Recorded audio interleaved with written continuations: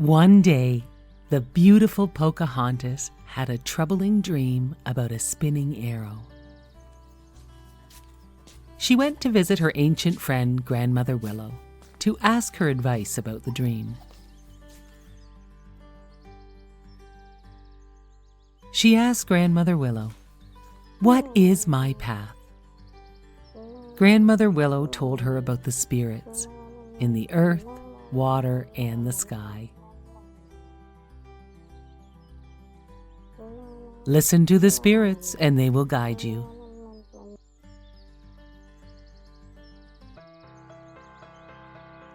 Pocahontas climbed to the top of the tree's branches. She felt the wind blow around her and saw strange white clouds in the distance. The clouds were the sails of a ship that carried strangers to her land.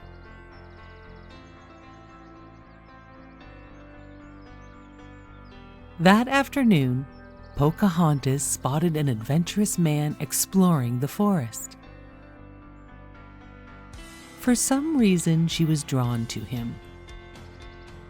She followed him, and he turned to see who was near.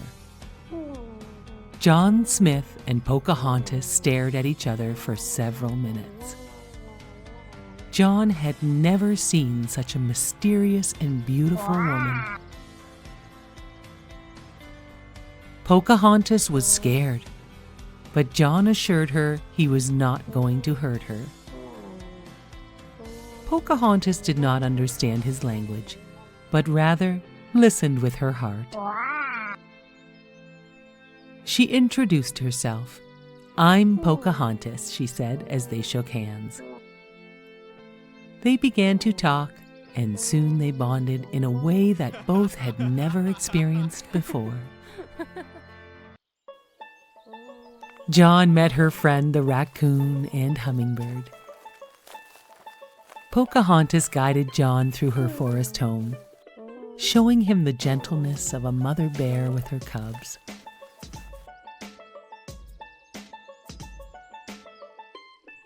They listened to gray wolves cry and watched eagles fly to the tops of the sycamore trees. John was realizing that people had a lot to learn, and with Pocahontas as his teacher, he began to hear the voices in the mountains and even see colors in the wind. Pocahontas showed him how no one owned the land. Pocahontas went back to her village and showed her friend Nakuma her new friend John Smith. Nakuma was worried, as she had been warned that settlers were dangerous. Pocahontas made Nakuma promise not to tell anyone, as she left to take John to meet Grandmother Willow. Grandmother Willow advised Pocahontas that John was a good soul. Pocahontas was so very happy, and so was John. John left to return to his camp. When he was gone, Grandmother Willow suggested to Pocahontas that perhaps she had found her path. Back in her village, her friend Nakuma sent out a warrior to find John Smith.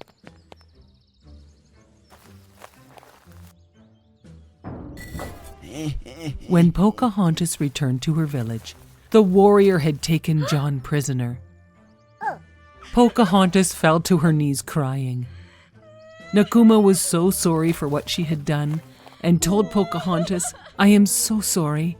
I thought I was doing the right thing." Pocahontas visited John in the prisoner's teepee. John told Pocahontas, "I would rather die tomorrow than live 100 years without knowing you." Pocahontas needed some help, and she went to visit Grandmother Willow. As she was walking, her raccoon friend gave her a compass he had snuck from John's bag earlier. The compass's arrow was spinning around.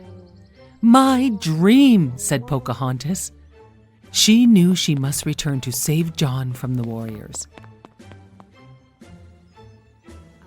She protected him but he had already been wounded. Heavy-hearted, they both knew he must return home to survive. "We will always be in each other's hearts," they agreed, as they shared a tender kiss goodbye. As Pocahontas watched his ship sail away, the wind touched them both once again. The end.